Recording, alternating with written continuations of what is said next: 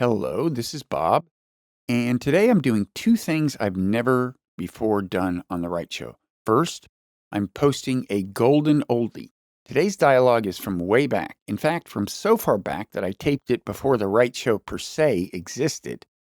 It's a debate with the late Christopher Hitchens about religion, and I'll say a bit more in a minute about why I've chosen it for the honor of first recycled podcast on the Wright Show podcast feed. But first, I want to talk about the second thing I'm doing for the first time ever. I am making an earnest appeal to listeners and viewers of the Wright Show, which I think means you, to do what you can to support this podcast. I don't want to act like this appeal is completely unprecedented. I have occasionally uttered the words rate and review in the course of my podcast, but I've tended to say that casually, sometimes even ironically, and I've never really explained why, if you value the Wright Show and you want to help keep it going and even help make it better, supporting it in various ways, including rating and reviewing it, is important. So here's the full explanation. Podcasting has entered a very competitive phase. There are way more podcasts than there were when I started doing them on Blogging Heads TV 16 years ago. A lot of these podcasts are on big platforms, including mainstream media platforms, and some have big marketing budgets. The Wright Show isn't on a big platform and doesn't have a big marketing budget, or any marketing budget. So, to survive and flourish in this environment, we have to rely on the enthusiasm of our listeners and viewers. And here there's good news. The algorithms that get so much bad publicity these days do have their upside. They can harness enthusiasm. Every time you click the like button under one of our videos on YouTube, you increase the number of people YouTube will show that video to. And maybe some of those people will see the video, like it, and come back for more. Similarly, if you give The Wright Show a favorable review and rating on the very influential Apple Podcast site, which you can find by Googling Apple Podcast The Wright Show, that will increase the number of people who Apple makes aware of the podcast. And if you rate and review the show on whatever podcast app is on your smartphone, that will help too.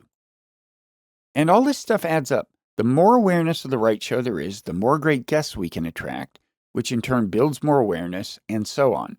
It's a virtuous circle, and I really hope you'll take the time, like today, now, to help give it momentum. And as long as I have your attention, I should make sure you're aware of the Bob-related content that doesn't show up on this podcast feed. There's my Nonzero newsletter at Substack, both a free version and a paid version that includes, not surprisingly, more content than the free version. And by the way, the paid version also gives you access to the Parrot Room Friday night podcast I do with my frenemy and ideological nemesis, Mickey Kaus, after we do the regular Friday podcast. The other way to get that podcast is to go to our Patreon at patreon.com/parrotroom. Now, as for this Chris Hitchens debate, last week I came across a show on YouTube called Thursday Night Debate Breakdown, where they do commentary on debates, and they replayed with commentary most of a debate I had with Hitchens back in 2009 about his book, God is Not Great, How Religion Poisons Everything. And the commentators thought I did okay against the famously formidable Hitchens, so I figured, what the hell, let's give this a second life.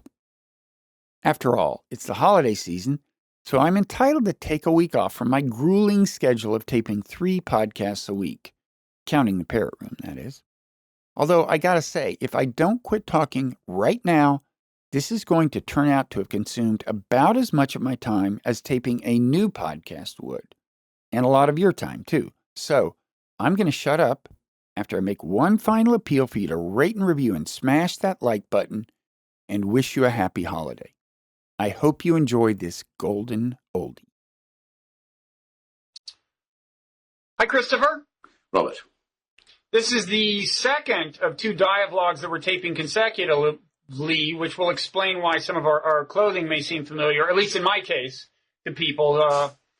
And I think it's I plan to use this fact defensively. Should my mind seem to weaken, it's 2 consecutive hours of discussion / debate with Christopher Hitchens is something that no one should have to do. It's strenuous, but thank you. I think but we persist. What'd you say? I said thank you. I think. Yes. No, I meant that in a nice way. We'll get to the stuff that I don't mean in a nice way shortly. In fact, let's start with one. The one thing. Okay, we're going to talk about religion now, and one thing I've always wanted to ask you is about the subtitle of your well-known book, God is Not Great, which is, I think it's either How or Why Religion Poisons Everything. Yes. Probably How, right? And I've often wondered how literally you mean that. I mean, you don't mean I shouldn't drink this glass of water because everything has been poisoned by religion, right? You're not taking it quite that far. No, but I do say that it does, so to speak, poison the whole well, in that it attacks us in our deepest integrity. The main point I encounter in debates with the faithful is the claim that without a supernatural guidance, we wouldn't ourselves be able to determine right and wrong or distinguish between the two. That we're playthings of a dictated morality. And I find that objectionable for so many reasons, but the one I'll isolate for this purpose is that it appears to rob us of our responsibility as well as our integrity. And so, yes, that actually would, once that attack's been made, it will creep into absolutely everything, and I think does. Mm-hmm. I guess I don't think it's as easy as some people do to, and this is not a defense of faith by itself. It's just a point.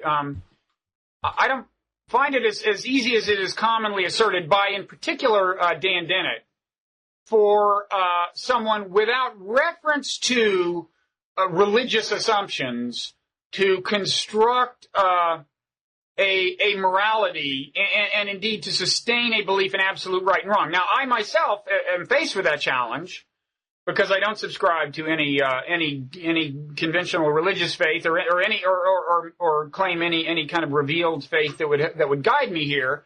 So I'm familiar with the problem of trying to construct on a secular foundation a moral philosophy to live by. I actually think, and I think most philosophers who study what is it called, meta-ethics, I guess, the ultimate foundations of ethics. I think most of them would agree it's a quite contentious question as to whether it is doable. I mean, where do your moral? I mean, you tell me. You, I think, believe in right and wrong in some fairly absolute sense. You tell me if you don't believe in God, where do you get these beliefs? Well, I don't know where I get them from, but I know there were things that I was, so to speak, born knowing and didn't need to have, instilled in me or inculcated. And I think that the origin of them is what's made our civilization possible, which is that as a species, once we left the savannah, it was necessary to have, well, and indeed I'm sure on the savannah as well, to have a certain degree of solidarity, reciprocity, mutual aid. It might sound reductionist to say that it's evolutionarily advantageous to have this. Other species have it too, as we've observed. They have families, they have solidarity in the face of enemies, they care for their children, and so for their young, let's say. It's not peculiar to us, but we have a special awareness of it, and we seem to have a revulsion to the same sorts of things. In other words, keep it at the primitive level for now, I mean, incest and cannibalism, say, hardly need to be forbidden by any religious code. Some religious codes actually almost mandate them, but they don't last for very long because people who practice incest or cannibalism won't make it. Those societies will collapse, or those tribes will collapse. Now, some people would want to say, I suppose, this sounds a bit cold or a bit mechanistic. I mean, what of altruism and so forth? Well, I can't tell you either why it is that I get pleasure from making a blood donation. But I do. I enjoy doing it. I feel I've done a good thing. Makes my day. In addition to that, I haven't lost a pint of blood. or only for a few minutes. I regain it with a strong cup of tea.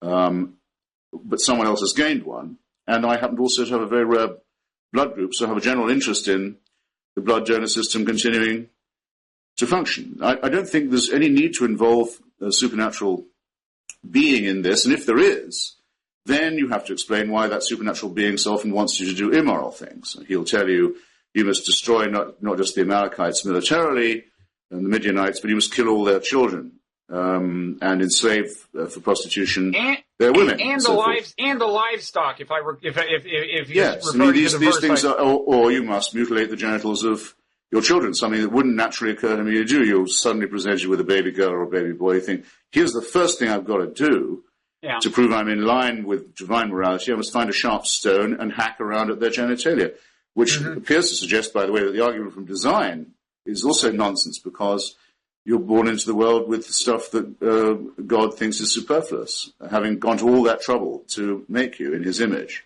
Yeah. This is nonsense. It's also, I think, wicked nonsense. Yeah, he could have saved himself some trouble by just could. So just redesigning the what's obvious to me is, therefore, supernatural morality is not, in fact, supernatural.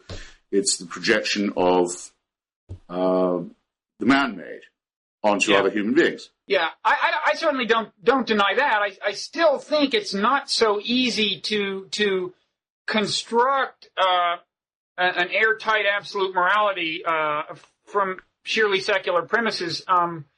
Again, I'm in a position where I have to try myself. It just doesn't seem that easy. I mean, you said that there are things that for whatever reason feel good. Well, I think the knowledge that we're designed by natural selection should lead us all to cast some suspicion on all the things that naturally feel good. I mean, there's reason to believe that rape under certain circumstances, and certainly killing under certain circumstances that most of us would not applaud, is natural, and that the impulse to do it is natural. That doesn't mean we should obey the impulse, right? No, when I say it makes me feel good, of course, I don't just mean it gives me a bang, because there are things that I've enjoyed doing that I've also felt bad about doing. I don't think I necessarily want to specify, but I'm sure anyone... Feel free. I'm sure all the customers know roughly what one's talking about, the various kinds of opportunism. But it's a strange thing. One definition of morality, as you know, is what you do when nobody's looking. Conscience is one word for it. That's the one that C.S. Lewis preferred.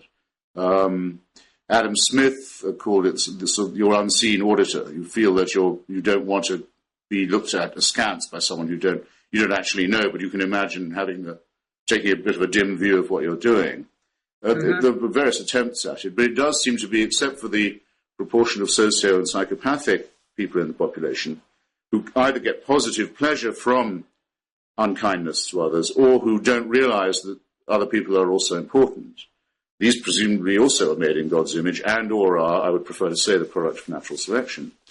But for ordinary discourse, I think it's enough to say that children indeed, can be seen to have some innate sense of fairness, of what's cruel, of what's nasty, even though it may need some reinforcement. Yeah, but of course we're using cruel and nasty as if the definitions were self-evident, and the whole problem of metaethics is to come up with a premise about what is good to begin with, and then build on that. Well, now, I myself am a utilitarian because I think it's just about self-evident that human happiness, human welfare is a good thing. Yes. But I think if you don't posit something like that, I don't know where you go. And I kind of doubt, although I don't know that you would call yourself a utilitarian. So I don't know where you get your premises. I find utilitarianism a bit thin, but I'm perfectly willing to have as common ground that the obligations of society, the human solidarity, as I prefer to call it, are, if you discharge them, if you live up to them, feel obliged by them, they're good for others and good for you. And it hardly needs to be pointed out that you have an interest in the welfare of other people. For example, I want other people to have good health because I don't want infectious disease in the school my children go to, nor do I want to be vaccinated, all this kind of thing. I mean, it's very ABC. The difference is, it seems to me, between that and religion is this. Religion can order good people to do bad things. That's the surprising thing. We'll say, you are to consider your homosexual friend less than human. Mm-hmm. You are to consider women to be an inferior creation. Every monotheism says that at one point or another, sometimes very emphatically. These are not helpful to our evolution at all. In fact, they've gravely retarded. You are to mutilate the genitals of your children, for example. You are to regard infidels as people who should be enslaved or killed. Mm-hmm. It's the wickedness that's preached by religion that intrigues me. It's so often assumed that, oh, well, the Ten Commandments are at least okay. Well, look, there's no society ever been known where perjury and theft and murder are highly prized. And there were many, many human societies long before the mythical events that are supposed to have occurred in Sinai. We don't need God to tell us that. It takes the same God of Moses to order and license and give a warrant for slavery, rape, genocide, and mutilation. Right. I know. I don't think we do need God to tell us in a fundamental sense to be good. I think that there are various intuitions that you and I would both endorse that are natural. And indeed, there are ethical premises that people everywhere happen upon, regardless of how divergent their religion. So it's hard to attribute that to certainly to any one religion. But I think maybe where we differ is the question of whether religion is necessary to do bad. You're right that religion can order people to murder. Well, so can nationalism. So can anything that is given moral force by people who subscribe to it. And everyone attribute moral force to something, pretty much to something they subscribe to. And when they kill people, they justify it in those terms. Of course. What's not clear to me is that people do have a tendency to decide that violence is justified in their own case. But if you want a multiplier for racism and nationalism too, if you say that this nation or race has God on its side, I mean, as you know, the belt buckles of every soldier in the German army that organized Hitler's genocidal imperialism, the belt buckle reads Gott mit uns. In German, God is with us. It's a huge multiplier of what might already be latent in possessive, acquisitive human beings. I think you'll find that's consistent across the board. Of course, most American soldiers were probably believers, and their courage during the war, that very same war, was probably sustained by the belief that they would go to heaven. And I think you would say they were on the right side. So it seems to me that in that case, it's certainly far from being the case that religion was on balance, No, I mean, and of course the Americans won. That's true, but it would support my point that this is man-made, because it can't possibly be that God was on both sides. Well, certainly man-made. Christopher, you're not going to get an argument with me about that stuff. No, I'm not trying to pick one. I'm just saying it's an I want to get back to the subtitle of your book, How Religion Poisons Everything. It's just not evident to me that it does. So what do you say? I think that religion makes good people consider doing or justify doing bad things. And I'd add that it often makes very intelligent people say very stupid things. And it also often makes people do very good things. What do you say about someone like Martin Luther King, who I think we'd both say did very good things, who presumably was sustained and fortified by his religious faith? Is that not an example of religious belief doing good? Without knowing the man, I can't be sure of that. I know two things. One, I would propose one thing and I would say I knew another. I think it's highly unlikely that he would have been indifferent to the civil rights of black Americans if he wasn't a Christian. After all, most of the people who organized and started the civil rights movement were secularists. They've all been written out of the record now, but the people who actually organized the March on Washington, people like Bayard Rustin, famous social democrat, people like A. Philip Randolph, the great black trade union leader, Walter Reuther of the United Automobile Workers, none of these people were godly in the least. That's the first thing. I don't know. Of course, you don't have to believe in God to believe that African Americans have rights. Second, it is tactically certainly true that in the conditions of the South at that point, you had a better chance of getting your voice heard and broadcast, and also a certain immunity if you were doing it from the pulpit, because it's the most Christian part of the country, and also because the justification for slavery in the first place and later for segregation was biblical. Mm-hmm. So it was a way of tactically turning the tables, but that only replaces the question, doesn't it? I mean, it was Christianity that brought this horrific state of affairs about. Third, I'd add, by preaching the Exodus myth, That was his template. He was always going on about promised land, etc. We're fortunate that Dr. King didn't seem to believe what he said, because the Exodus myth entitles the oppressed and wandering people to kill anyone who gets in their way and take their land, rape their women, enslave their children. Fortunately, he wasn't a believer in the Testament. Well, that fact points to what I've noticed again and again, which is the exquisite adaptability of religion and the ability of people to selectively resort to Scripture to do either good or bad. In this case, it seems to me good. I would say, in the case of the fact that Christianity brought us slavery, and the fact that there were secular people on Martin Luther King's side, of course, there were also very religious abolitionists. Again, it seems to me about 50-50 on balance. In any event, the idea that religion poisons everything is a long way from not 50-50, no.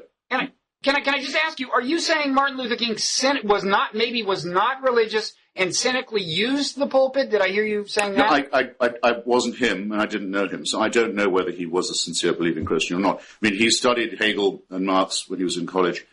He had a lot of friends. Most of his friends seem to have been secular leftists.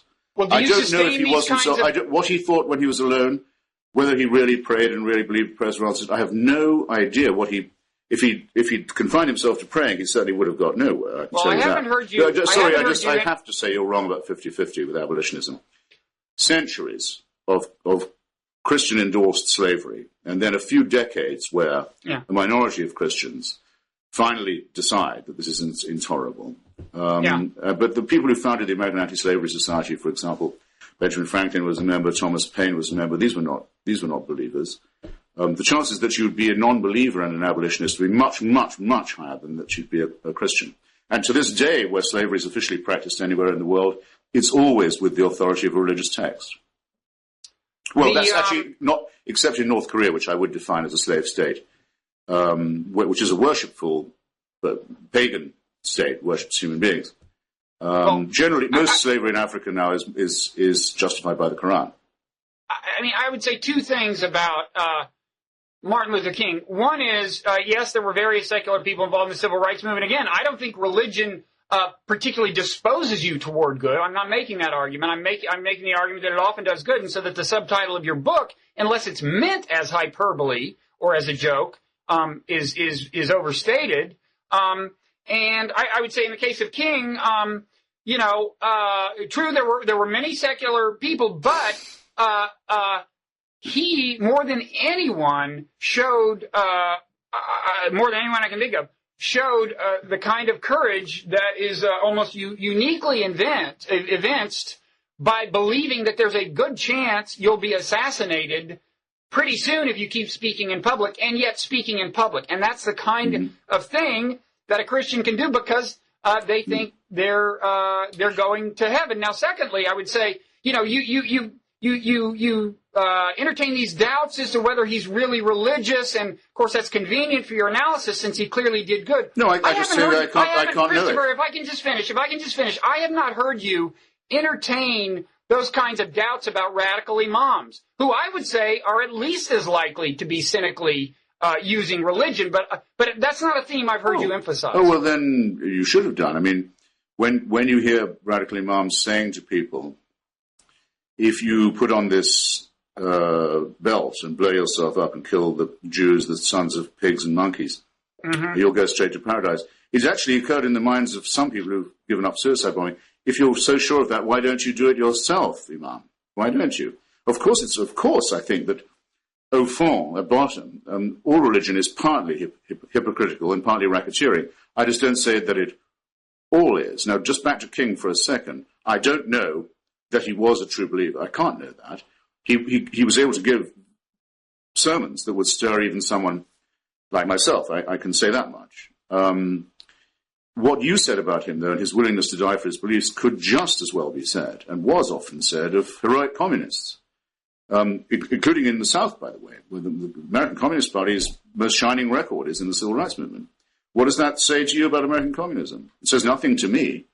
I suppose it stands to their credit that they did do that, but it proves exactly nothing about the doctrine of communism, or their heroes in the Spanish Civil War, or the resistance to Hitler, and so forth. I mean, you could easily say it, but it would be trivial. I'm not saying religion is a prerequisite for good or courage or anything else. You're the one with the subtitle, Why Religion or How Religion Poisons Everything. Yeah, and I've explained why I think that's so. I think it's an attack on our integrity. It says that we are the playthings of the supernatural. Well, right. That we're excused our own responsibility, and we wouldn't even know right from wrong if it wasn't for divine ordination, revelation. I think that makes us contemptible. It makes you a slave right there. And if you're a slave, then all the pleasures of art, which religion has contributed to, music, which it's contributed to, so all of these things are transient because you're by definition an unfree person. So I believe that the crucial emancipation that every individual and every society ultimately has to make is from religion. There. I'll say it all again if you like. Well, no, you don't have to. And in a way, the reason I dwelt in the beginning of this dialogue on how it is that a secular person goes about constructing an ethical system was to establish my belief that basically pretty much everyone gets by in life on the basis of some beliefs that they actually can't prove, okay? And in that sense, it's not strictly rational. And in that sense, religion is not uniquely irrational in helping people provide themselves with a foundation for ethics. Now, forgive me, but in the various things you said in response to my questions, I did not hear any kind of coherent argument about why you should trust certain moral intuitions or why X is good or Y is good. And I'm really not sure you've done the work to permit yourself to say that whereas religious people have to accept something on faith or something they can't prove, you get by in life without anything of that sort. It's not clear to me that that's the case. So if what you're saying with that subtitle is that religion uniquely keeps us from having an entirely rational foundation for our lives, I beg to differ. I think almost no one has an entirely rational foundation for their life. I fear to say that maybe one of the people who has the best case for having one would be someone like Nietzsche. I mean, I think it's certainly internally consistent to say that nothing is morally self-evident to you, and in that sense rational. But right. Well, first, I don't disagree with you about the partly rational, because we're members of a primate species that's the product of evolution by mutation and natural selection, and our prefrontal lobes are not quite as big as they might be, and our adrenaline glands are probably larger than we now need, and we are only partially rational, and it certainly shows. We're only half a chromosome away from being chimpanzees, but we, I think, have ways of revering and preserving our rational faculties. And if you asked me who I thought had done that best, I would say Spinoza. Spinoza's ethics are very persuasive, and they're not derived from anything that comes from divine revelation or the supernatural. Whose ethics? I'm sorry, whose ethics? Spinoza, first known as Baruch, but then when expelled and excommunicated and condemned, ostracized by his synagogue in Amsterdam, and condemned by all the Christian churches in Europe as well, became Benedict Spinoza. A pantheist by common description, right? Yeah, well, yes, pantheism is the only way. He's not even a deist. I mean, he says that God is sort of everywhere and everything. Right.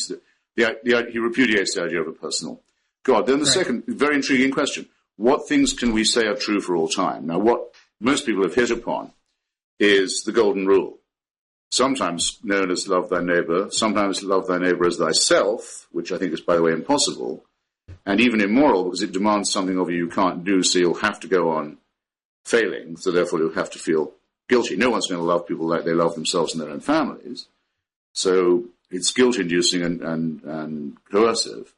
But or sometimes stated as it was by Rabbi Hillel and Confucius, long before any monotheism by Confucius in the Analects, don't do to another person what you wouldn't like done to yourself. Now, is that really true for all time and all people? I would actually say not. It's only as good as the person saying it, for one thing. I mean, well, wait. I don't want Charles Manson to be treated as I want to be treated.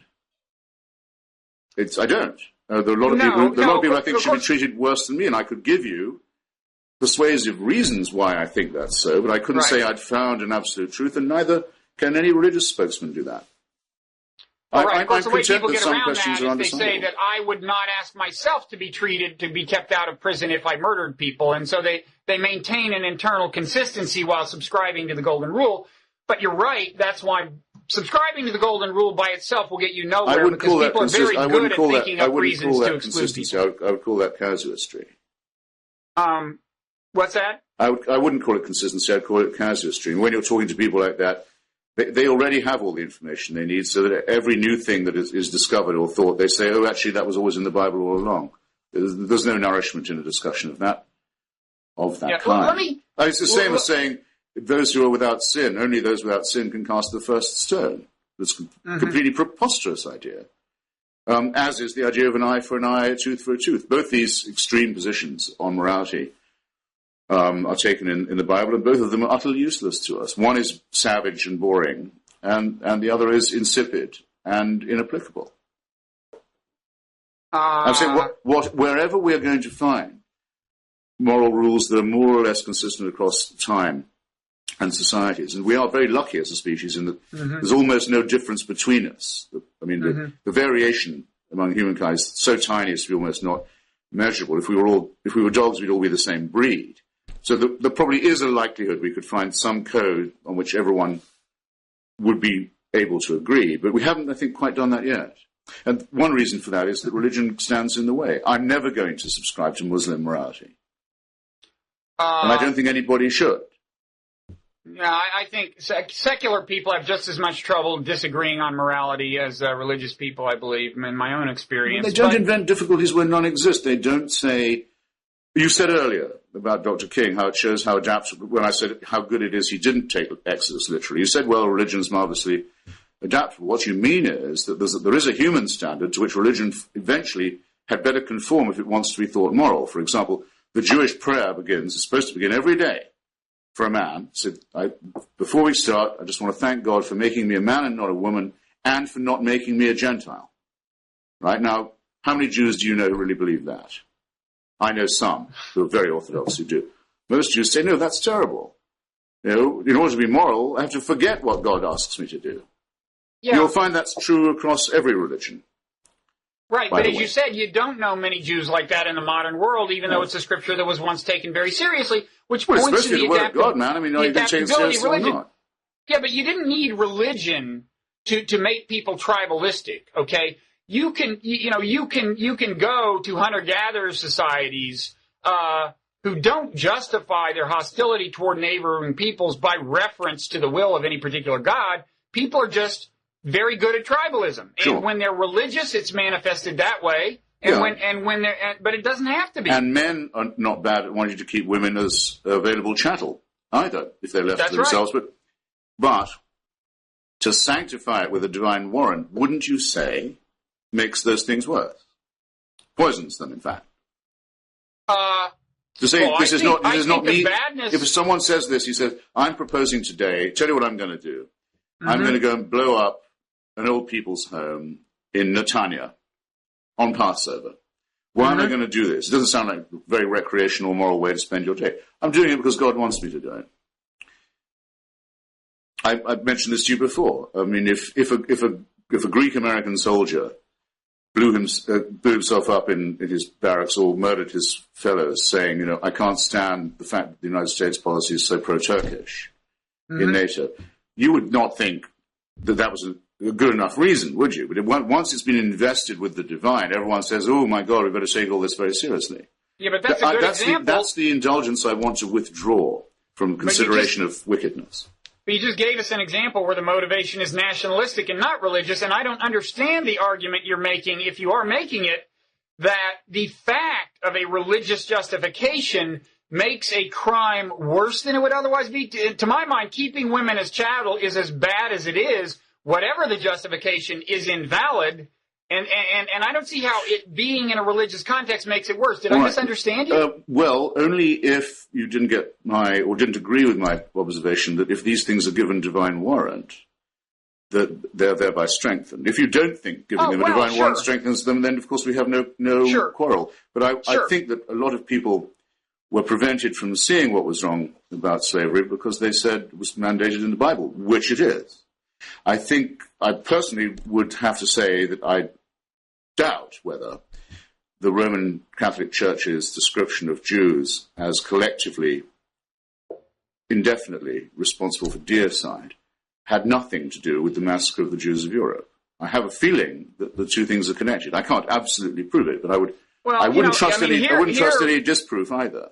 Here we have, here, ironically, I may be a better Marxist than you, although you have a richer background in that belief system, where I just think that, people create whatever ideological justification they need, ideology defined broadly to include religion, for what they are motivated to do by material, political, economic, self-interested, factors. And so there we just disagree, and there's probably no point in belaboring that argument. I certainly, German imperialism wanted to take the property of the Jewish people of Germany and dispossess them of it. There's no question about that, and of other countries too.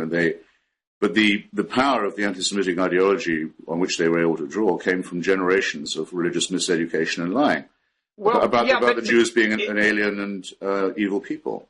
But isn't it worth noting that I'm sure you have to respond to this point all the time. No doubt you've got a great response, but isn't it notable that Hitler, and for that matter, the sponsors of pretty much all of the great atrocities of the 20th century, Stalin, Mao, and so on, seem not to have been theists? Oh, to the contrary. Hitler's first political action was a concordat with the Vatican. Well, he was a politician, of course. See, this is what I mean. You are so selective in when you decide to attribute cynicism to someone's use of religion, okay? In that case, the fact that he deployed religion for political purposes, because he was a bad guy, you say reflected real religiosity. No, I didn't say that. I'm not denying that religion can be used to bad ends. It's ridiculous to say that he was secular or atheist. Otherwise, why would the German army belt buckle have said God on our side?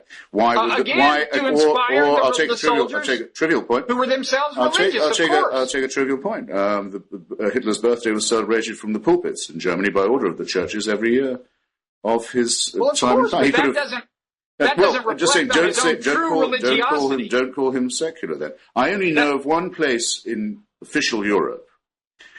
Now, I think there probably is only one where you can still see a swastika on a display. It's in the huge basilica near the Escorial outside Madrid.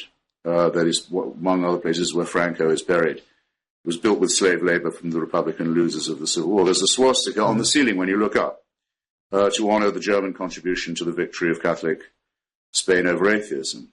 And there's also a German steel helmet in the mosaic. I'm sorry, you might not know this, but you irritate me and you potentially insult me by suggesting that my opinions are to be grouped with National Socialism. I won't have it, in other words. Wait, the guilt is on the other side. Oh, you mean because I'm saying secularism and atheism are not part of the hideous system of fascism, which, in my opinion, was mainly a product in southern and Balkan Europe of the Catholic clerical right wing. You take it as an affront to you personally and an indictment of you personally if I point to an atheist who has done something bad. I'd say I don't like even the suggestion of it. I'm being as mild as I can.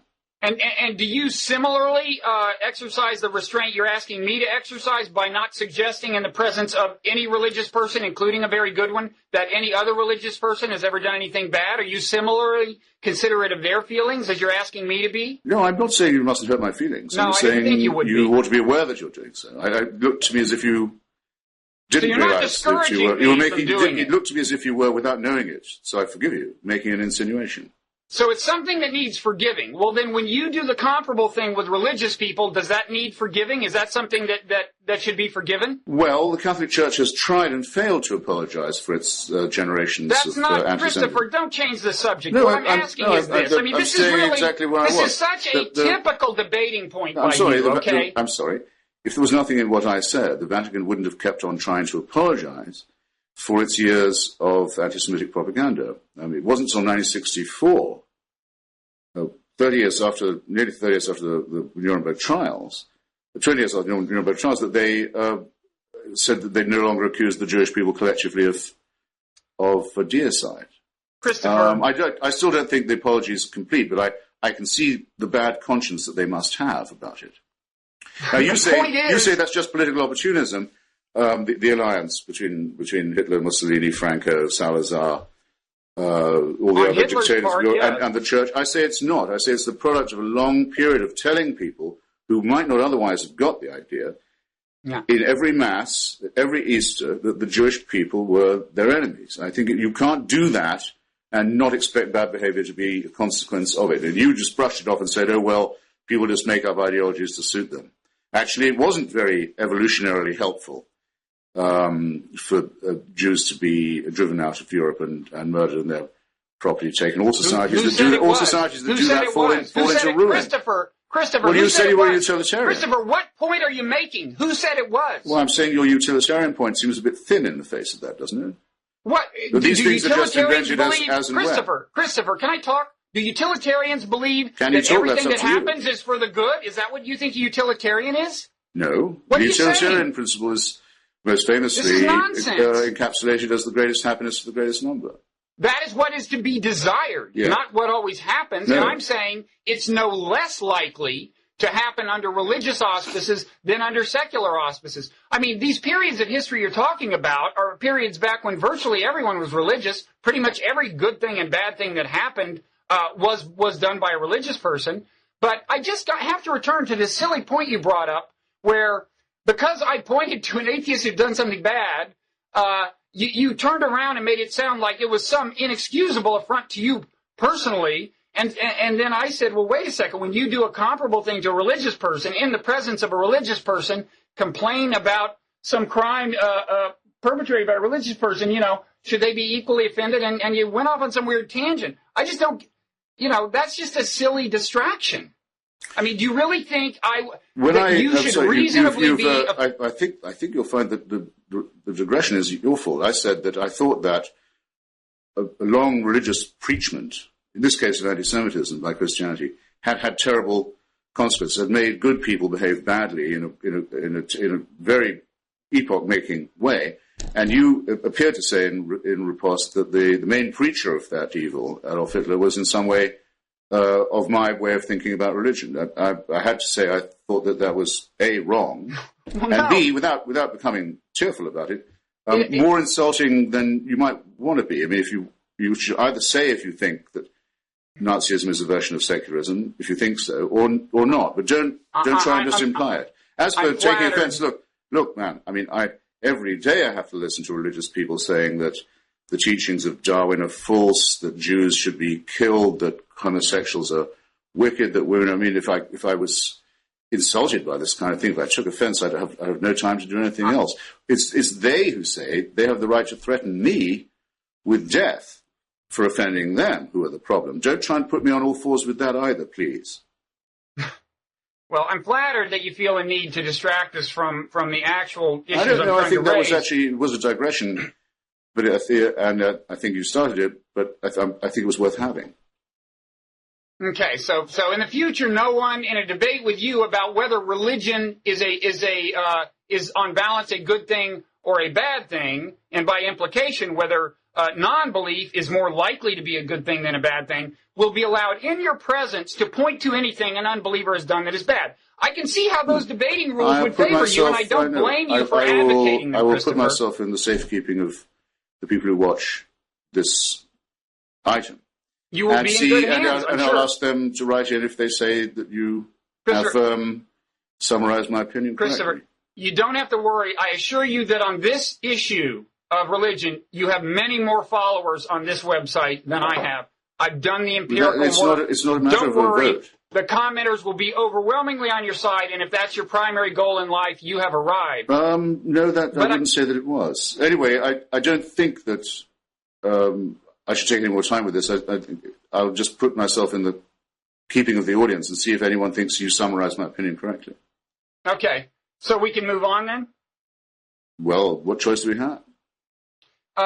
Okay, so let me give you one example. I take you to be saying that the there's something inherently bad about the irrational influence of religion. And I would like to move the subject soon to the question of how should we confront, what strategically should we do about cases where undeniably religion has become intertwined with bad and does help motivate people to do bad, which I certainly don't deny. But first, I just want to clarify the meaning of your subtitle and your position on the intrinsic badness of the irrational influence of religion. I just want to give you a case where I think the irrational influence of religion was good, and let me know, A, if you agree, B, if you find that inconsistent with your thesis. I was raised a Southern Baptist, and in El Paso, Texas, in the early 60s.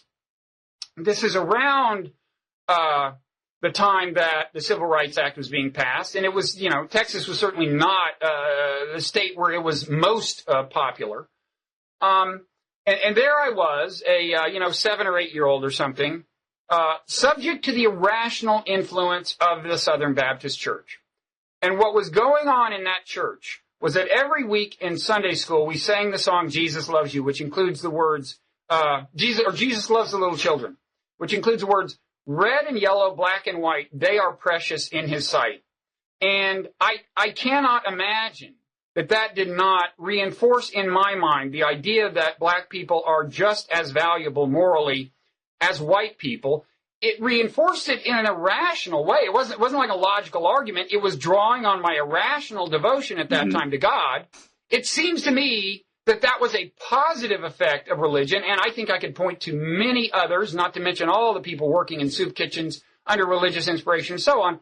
But A, do you deny that's an example of the good use? No, not at all, any more than I would deny. I mean, some people appear to say that if it wasn't for their belief in God, they wouldn't be giving money, say, to charities in Africa. Okay. I mean, I find it an alarming admission. They say it's because I'm a Christian that I do it. And they say, what, if you lost your faith, you'd stop caring about Africans? I never quite understand that. But let's say, I grant it happily, that some people make that their reason, and perhaps it gives them additional motivation.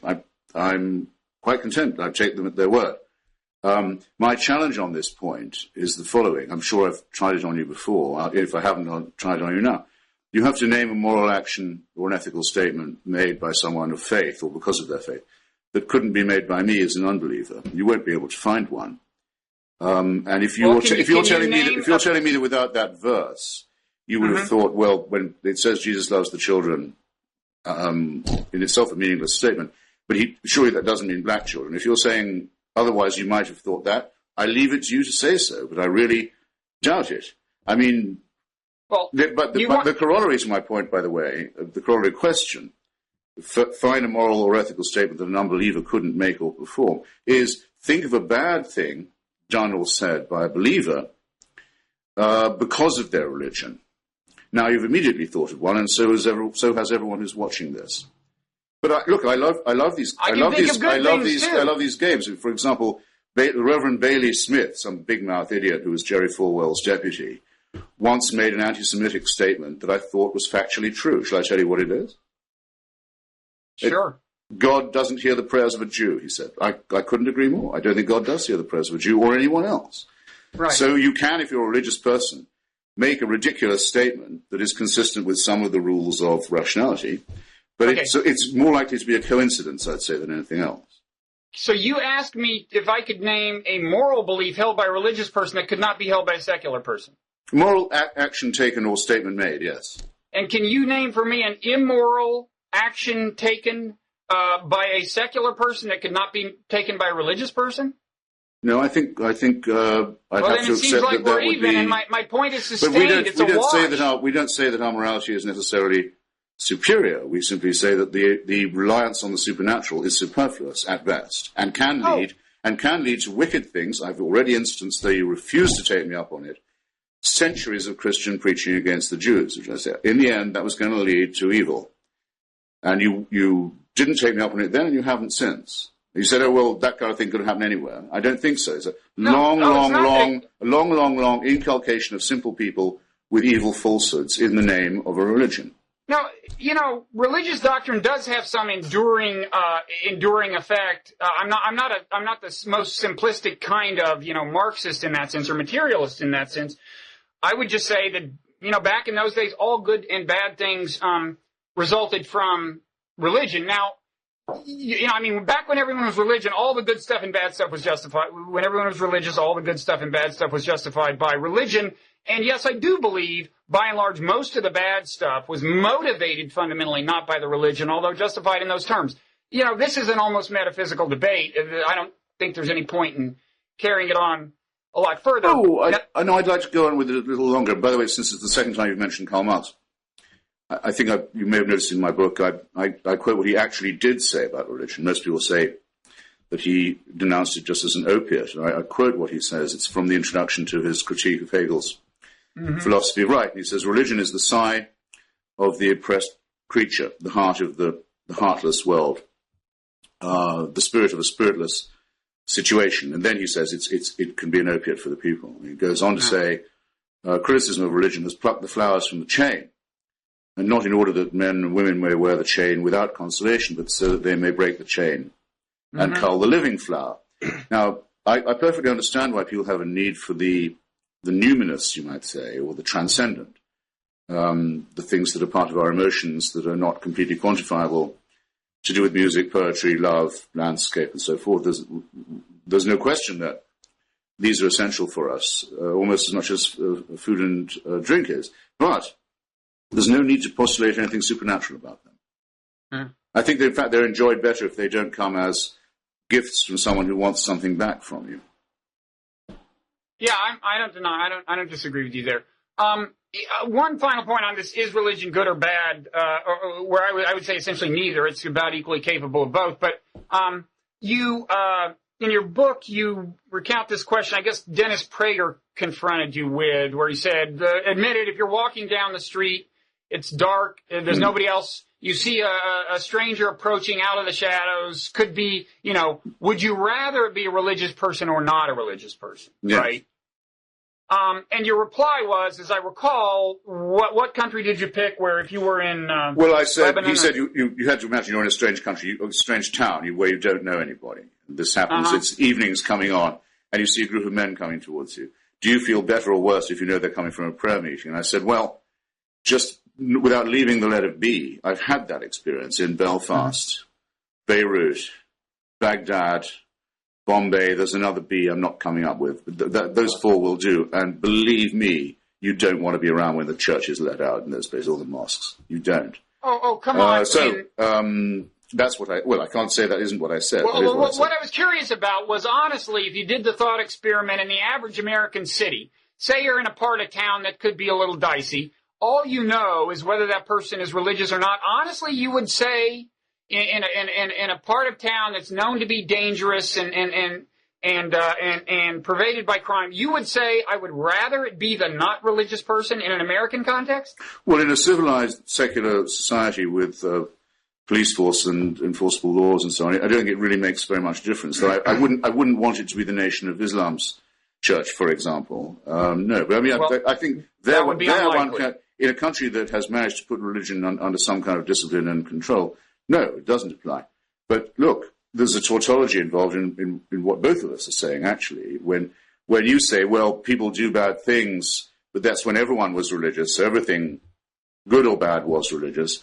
And I say, well, I think religion has done some things that it would have taken a belief in God and supernatural permission to turn into wickedness. I still say that since religion is man-made, it is, if you like, also a secular product.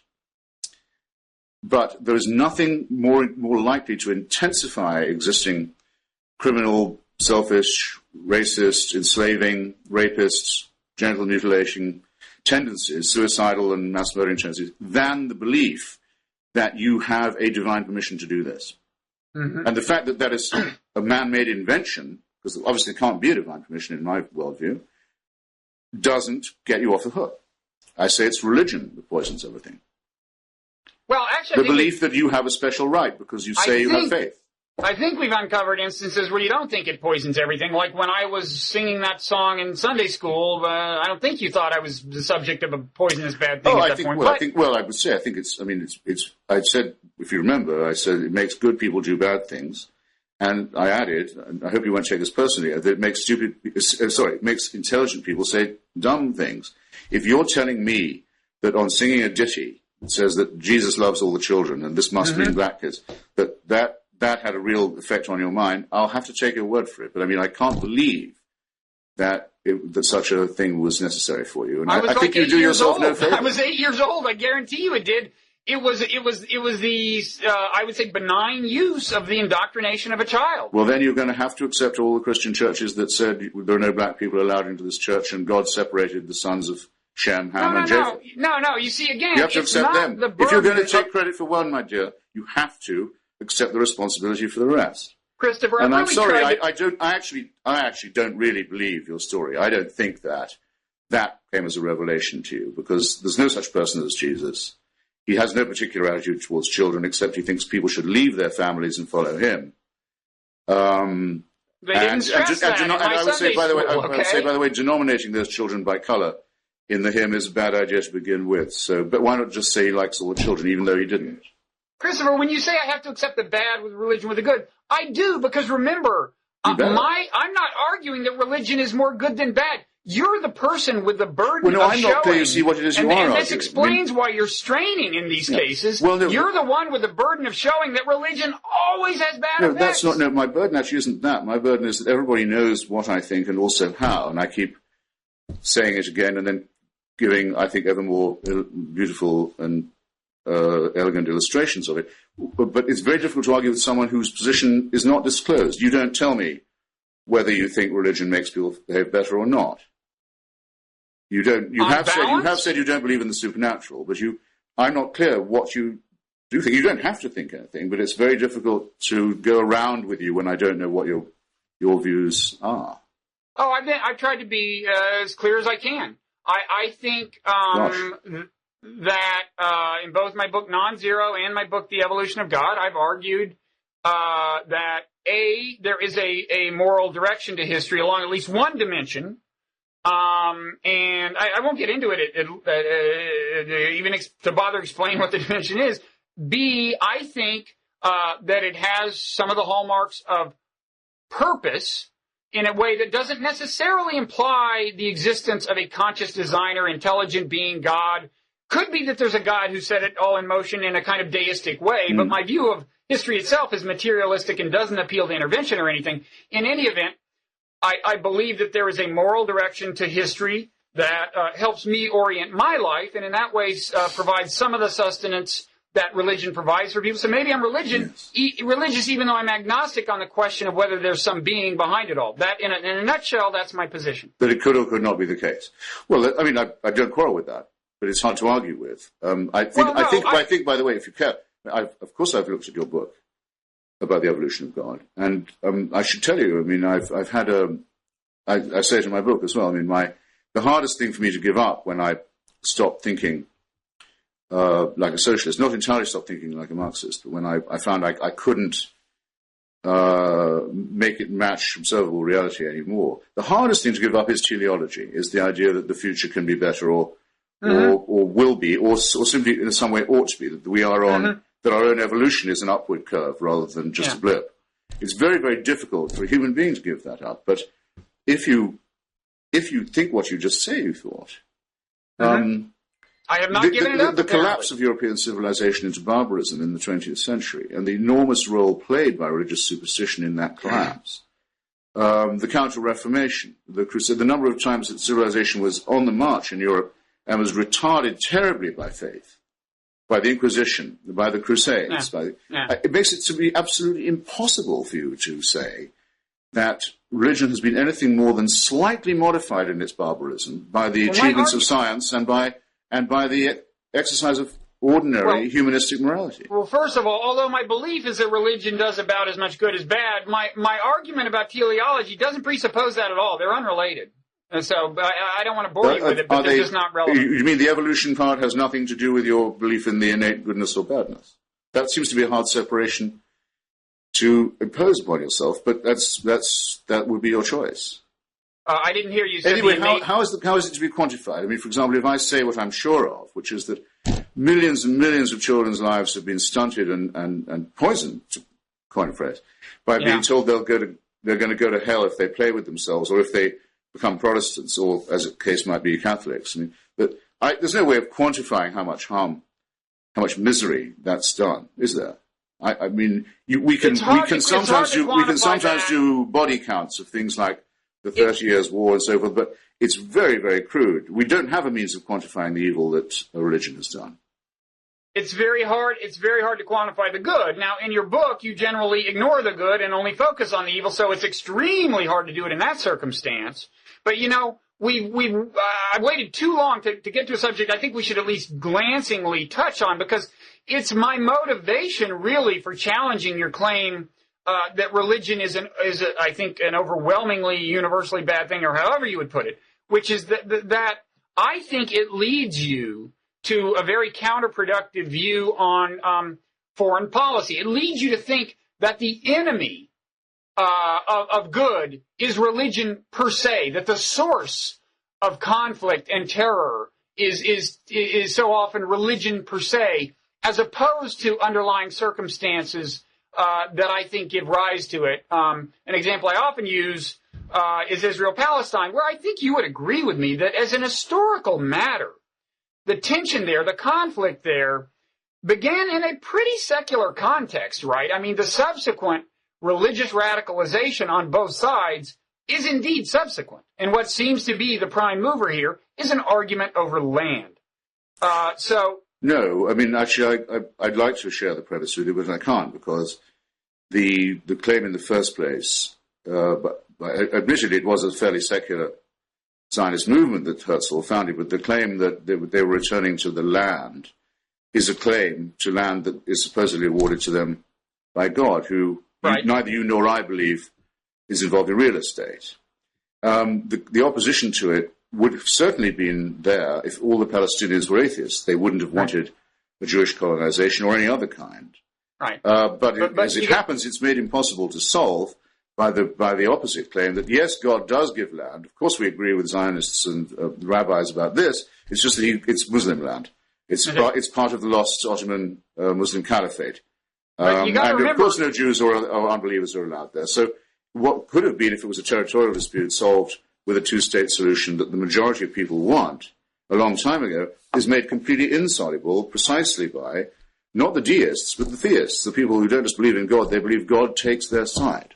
But you got to remember, I mean, you say that the original Zionists appealed to the Bible. That's true, but they were essentially secular. They appealed to it as an historical document. Which it isn't. That's the last thing. Well, no, of course it's not. But the point is, they didn't. Their argument was not, by and large, this proves that God wants us to be here. It was, damn it, we were here first. The kind of argument that secular people can have. And in fact, a very conscious decision was made in the founding documents of Israel to make no appeal, if you read the Hebrew, as opposed to some of the translations, to make no appeal to divine sanction. Excuse me, Robert, the Bible does not say they were there first. They had to clear out everyone else who lived there, the Canaanites. Well, they were there before the Arabs. Well, there are no Canaanites in the fight today, okay? Earlier doesn't give you any special right. Well, that's the way it was deployed. These were not people who were invoking divine sanction. Whether you know it or not, you're still making my point. Everything they do, they justify either by the Bible as either the Word of God or a historical document, and you and I both know it's neither. As an historical document. What? Yeah. They were appealing to it as an historical document. Yes, but it isn't a historical document any more than it's the Word of God, unless you disagree.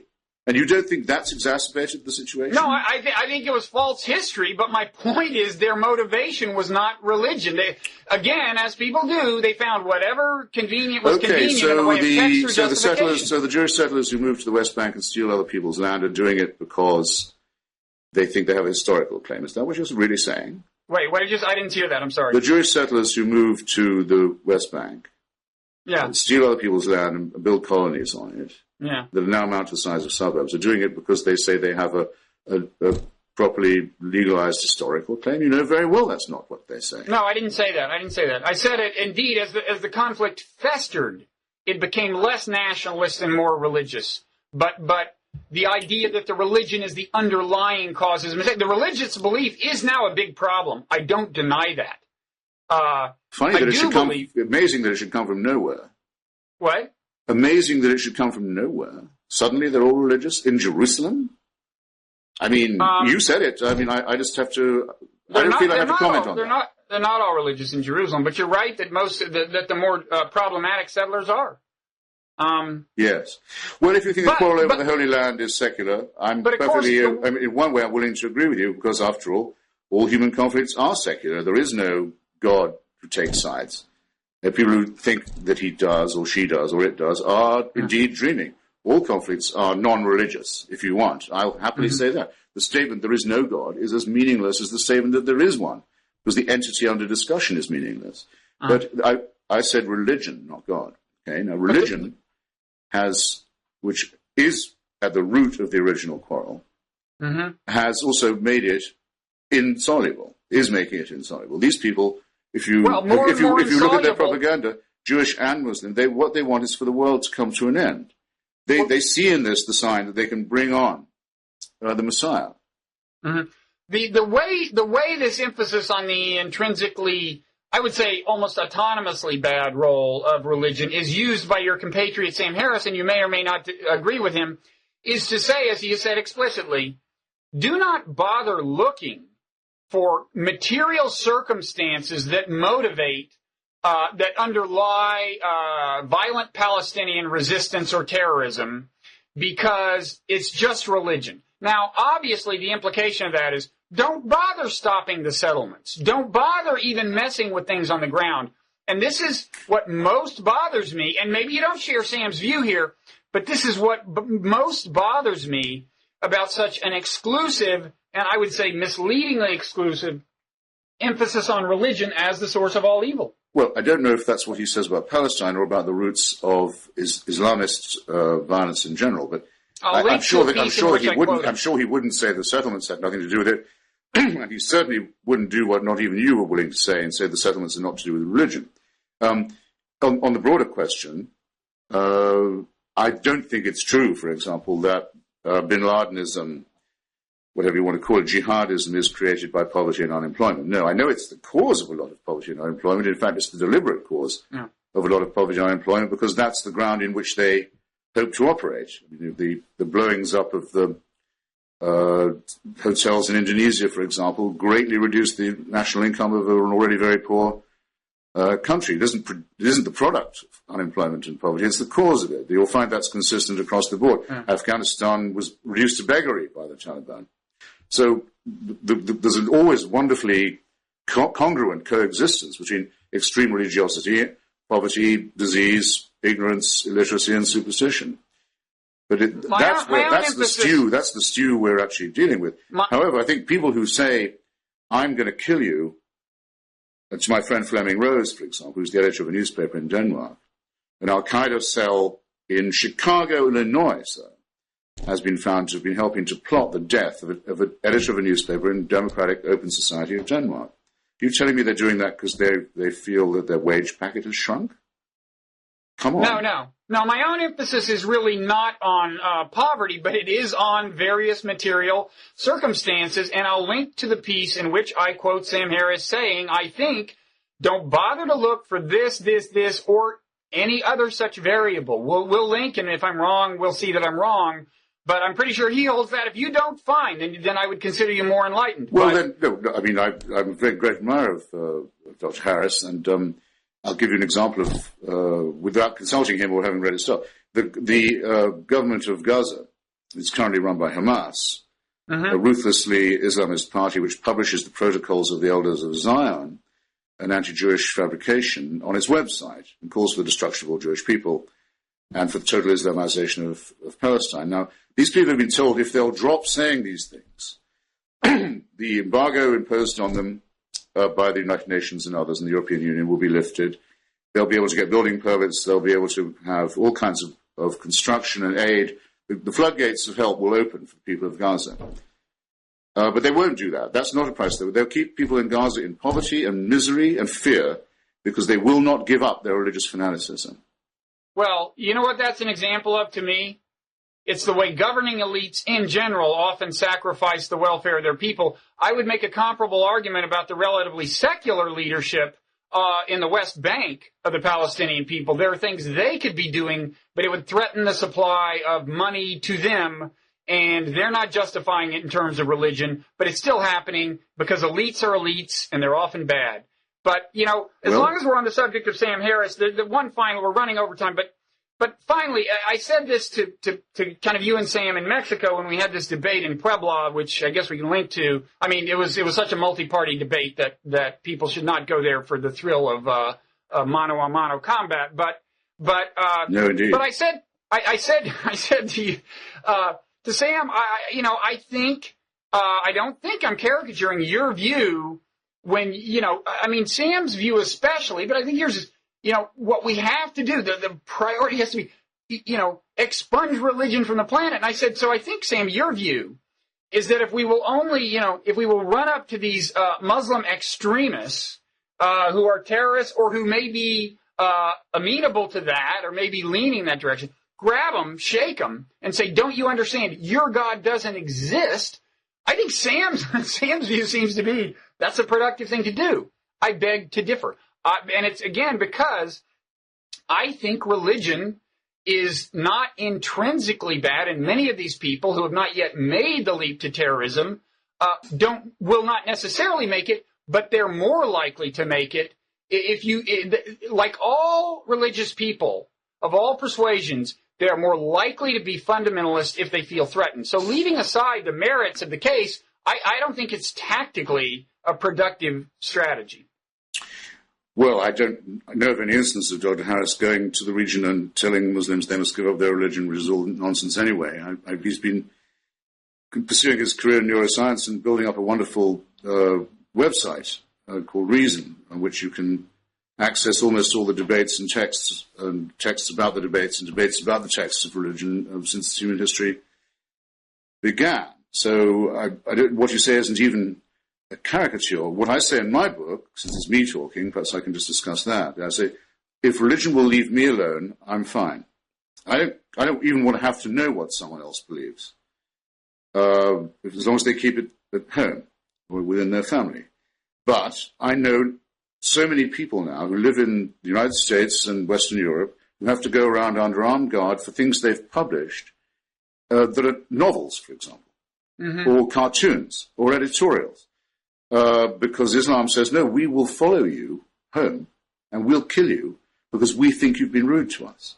Now, if you don't see that that's a challenge, and obviously I can see from everything you've said before that you don't think so, then I think it's time to put up. That's not true. No, you have invariably, in all our discussions, you said, to the extent that it's true, it's because people like me must have upset them. And I'm sorry, anyone can. Well, I don't make just the assertion. I simply say to anyone watching this, replay and see. You've never attributed the cause of any of this to itself, to its text, to its faith, to the preachments of the imams. It's invariably the outcome of some grievance that is inflicted upon them. No. This is a very, very, very dangerous parody of the real situation. No, the preachments of imams do matter, and it gets back to a point that came up in our previous discussion where in your critique of my op-ed piece about Major Hassan, I said his perception of the war in Afghanistan and Iraq had seemed to push him toward or onto a slippery slope toward terrorism, whatever. I said, you said no, he was pulled by this imam, this radical imam. I agree, he was pulled, and my point is American foreign policy should not give the imam the rhetorical tools to effectively pull people. So I'm not denying the role of religious preachment, of religious scripture. I'm saying, there's a lot of unfortunate stuff out in the world, including some in those categories. But I'm saying, to work with them intelligently, you cannot start with premises such as those, that is the subtitle of your book, that religion poisons everything. It manifestly does not. We do not have to eradicate religion in order to save the world. The homicidal ravings of al-Awlaki, the Imam of Major Hassan, are not the outcome of the attempt of secular democracy to defend itself. No, not many things aren't. They are many not. Bad things aren't. They are their own responsibility, and the responsibility for it is his. Mm-hmm. And one day, I hope we'll catch up with him. Okay. Finally, before I you'll then be able to say when he goes on trial, poor guy, he was driven to it by who will it be? No. The editor of the Copenhagen paper, by Salman Rushdie, by Ayaan Hirsi Ali, they all just made his head buzz like a hive and forced him to tell people to shoot their medical colleagues, having taken a Hippocratic oath. Do you understand why I'm sounding like this? I'd find it hateful to think that you really did believe anything of what you've just said. As I said in the previous dialogue, when I point to something that may indeed have encouraged someone to do something bad, like the Iraq War encouraging this Major Hassan to kill people, I do not mean to in the least alleviate them from moral responsibility or assign blame in a moral sense to America. I'm trying to illuminate the costs and benefits of policy. I'm trying to illuminate the costs and benefits of policy. And as I said last time, until we get better in defiance of right-wing propagandists at separating the question of blame from the question of impartial causal analysis about costs and benefits of alternative policies, we will be screwed. And I'm not sure I have your support in that campaign. Before I graciously give you the last word, I just want to say one thing. I was very relieved to hear you say earlier that your feeling is kind of live and let live. What people want to believe in the privacy of their own churches, as long as they don't do any harm, is their business. I'm relieved to hear you say that. I'm a little surprised because I've got to say the tone that comes out of your writing is the following. You know, my view is that life is hard. I really find it hard, and I think anyone who takes a stab at living a moral life is going to find it hard. I believe everyone who does that winds up doing it on the basis of something they can't prove, something probably that is in some sense irrational, and often something that is in some sense a crutch.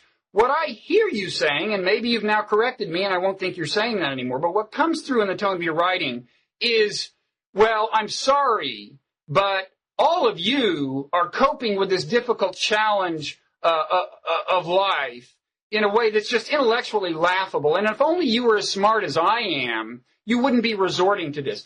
And that seems to me not really a lit and let live policy. That seems to be a live and ridicule policy. And it really bothers me, the elitism and air of superiority in your writing.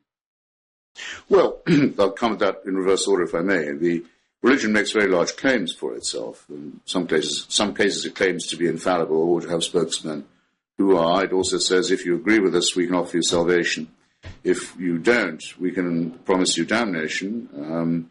These are very big claims that they then want to say, by the way, you're not allowed to criticize or ridicule this either. I must say, I think that's asking a bit much, don't you? Then if their fallback position is, well, it makes people behave better, well, I think we've already discussed that. I say there's no proof that people wouldn't have behaved that well anyway, and there are many crimes specifically attributable to superstitious and supernatural belief. And then on the point of coexistence, which I do say in my book, it's because they won't accept the offer. I mean, I do have to hear from a madrasa in Virginia, very short way, distance from where I'm sitting now, preachments from a man who now chooses to live in Yemen for his own safety, having encouraged the 9/11 hijackers and Major Hassan. I am forced to listen to that. In Washington, just to stay where we are, the Catholic Church has just said, if the city passes an ordinance about gay rights, it wants to withdraw from its charitable donations to the city. It won't be involved if it has to recognize this kind of thing. It makes it very clear, by the way, that their effort is a proselytizing one, not just a charitable one.